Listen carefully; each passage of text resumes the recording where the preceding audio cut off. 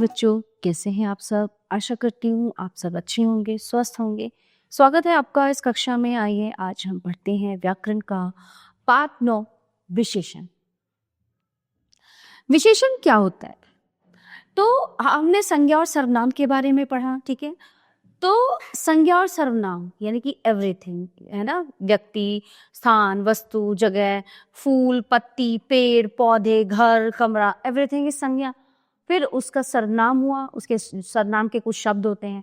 अब इन दोनों की जो विशेषता बताता है, संज्ञा और सर्वनाम, इनकी जो विशेषता बताता है, जैसे संज्ञा फूल है ना, तो फूल का रंग लाल है, तो उसकी विशेषता हो गई लाल। तो फूल का रंग कैसा है? लाल है। तो संज्ञा की विशेषता क्या है कि वो लाल है। तो संज्ञा और सर्वनाम की जो विशेषता बताएं उन्हें विशेषण कहते हैं, ठीक है। अब देखिए यहाँ पे इस चित्र को ध्यानपूर्वक देखिए और इस पर आधारित नीचे लिखे वाक्यों को पढ़िए।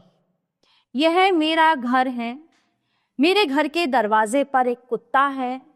घर के पास कुछ बड़े बड़े पेड़ हैं।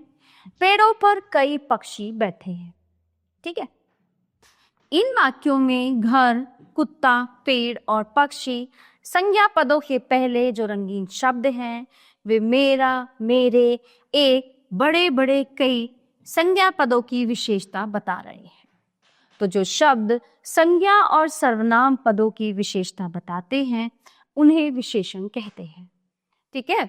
अब ये विशेष्य की बात आती है। विशेष्य क्या होता है?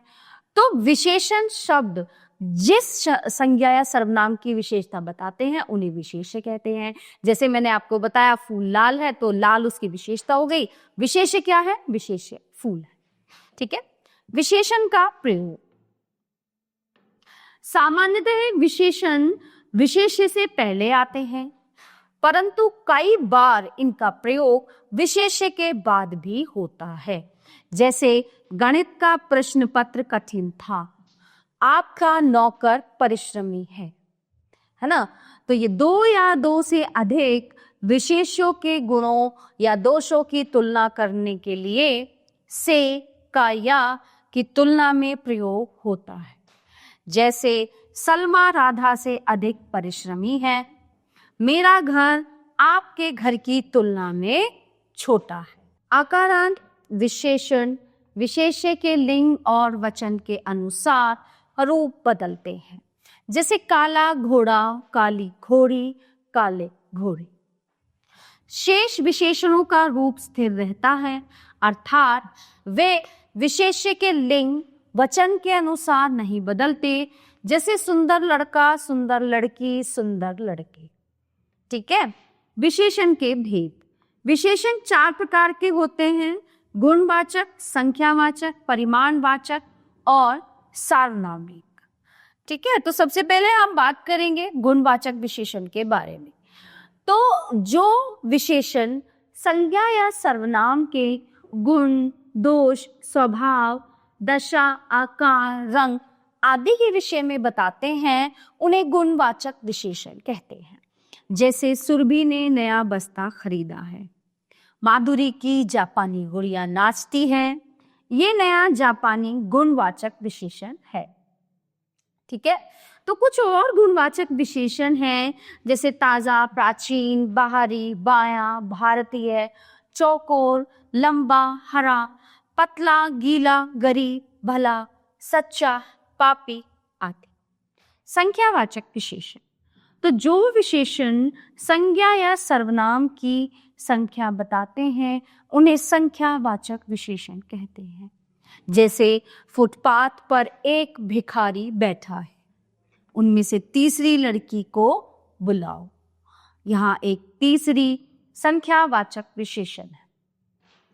कुछ और संख्यावाचक विशेषण हैं: 13, 7वां, तिगुना, पौन, प्रत्येक आदि। संख्यावाचक विशेषण 2 प्रकार के होते हैं। पहला होता है निश्चित संख्यावाचक और दूसरा होता है अनिश्चित संख्यावाचक। तो निश्चित संख्यावाचक में हमें पता होता है कि संख्या कितनी है, जैसे 10 केले हैं, 4 बालक हैं, ठीक है। अनिश्चित संख्यावाचक में हमें नहीं पता होता कि कितने लोग हैं, कितने आदमी हैं, है ना। कुल लोग, कुछ लोग, थोड़े आदमी, है ना, इस तरह से।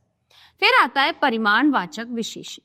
जो विशेषण संज्ञा या सर्वनाम की मात्रा या परिमाण के विषय में बताते हैं उन्हें परिमाणवाचक विशेषण कहते हैं। जैसे गुरमीत 5 मीटर कपड़ा लाया, शोभित थोड़ा दूध पी गया। ठीक है, तो यहाँ 5 मीटर थोड़ा परिमाणवाचक विशेषण है। कुछ और परिमाणवाचक विशेषण है, जैसे कम, बहुत, अधिक, 10 मीटर, 13 लीटर, थोड़ा तेल आदि। परिमाणवाचक विशेषण भी 2 प्रकार के होते हैं। क निश्चित परिमाणवाचक, और जैसे 3 मीटर कपड़ा, 2 किलो चीनी, और दूसरा होता है अनिश्चित परिमाणवाचक, जैसे थोड़ा दूध, कुछ पानी। सार्वनामिक संकेतवाचक विशेषण, जो सर्वनाम शब्द विशेषण के रूप में संज्ञा या सर्वनाम की विशेषता बताते हैं उन्हें सार्वनामिक विशेषण कहते हैं। इसे संकेतवाचक विशेषण भी कहते हैं। यह मजदूर वहां खड़ा था, कोई आदमी दरवाजा खटखटा रहा है। यहाँ यह कोई सार्वनामिक विशेषण है। कुछ और सार्वनामिक विशेषणों के उदाहरण कैसा कपड़ा, जैसा आदमी, ऐसा मकान, यह विद्यालय, वह झोपड़ी आदि। निश्चयवाचक सर्वनाम और सार्वनामिक विशेषण में अंतर। निश्चयवाचक सर्वनाम किसी व्यक्ति, प्राणी, वस्तु, घटना आदि की निश्चितता का बोध कराता है, जबकि सार्वनामिक विशेषण से व्यक्ति, प्राणी तथा वस्तु की विशेषता का पता चलता है। जैसे ये शशांक का घर है, वह गीता की पुस्तक है। अब इस पाठ में हमने क्या जाना कि संज्ञा या सर्वनाम की विशेषता बताने वाले शब्दों को विशेषण कहते हैं। जिस संज्ञा या सर्वनाम शब्द की विशेषता बताई जाए उसे विशेष्य कहते हैं। विशेषण के 4 भेद हैं: गुणवाचक, संख्यावाचक, परिमाणवाचक तथा सार्वनामिक। रूप, आकार, दशा तथा गुण बताने वाले विशेषण गुणवाचक विशेषण कहलाते हैं। संख्या बताने वाले विशेषण संख्यावाचक विशेषण कहलाते हैं। माप तोल बताने वाले विशेषण परिमाणवाचक विशेषण कहलाते हैं। संज्ञा से पहले लगकर संज्ञा की विशेषता बताने वाले सर्वनाम शब्द सार्वनामिक विशेषण कहलाते हैं। प्यारे बच्चों, ये पाठ यहीं पे समाप्त होता है। आशा करती हूँ आपको अच्छे से समझ आया होगा। मिलते हैं अगली कक्षा में। धन्यवाद।